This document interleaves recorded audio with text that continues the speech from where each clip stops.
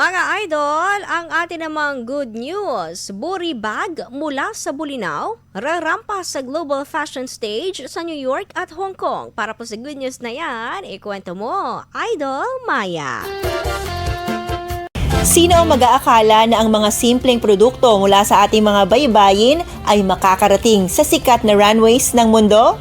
Isang proud local brand mula sa bayan ng Bolinao ang gumagawa ngayon ng kasaysayan sa larangan ng sining at disenyo. Ito ay ang Ollie plus Feli na nakatakda ng ipakita ang kanilang mga world-class na booty fashion bags sa international stage. Magsisimula ang kanilang paglipad sa Fashion Philippines Hong Kong in Style ngayong April 26 hanggang 30, 2026.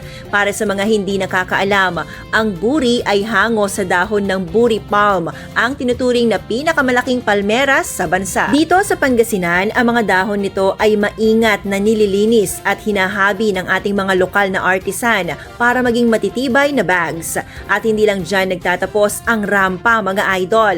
Abot hanggang Amerika ang rampa nila dahil itatampok din ang kanilang mga disenyo sa New York Fashion Week ngayong September 9 hanggang 11, 2026.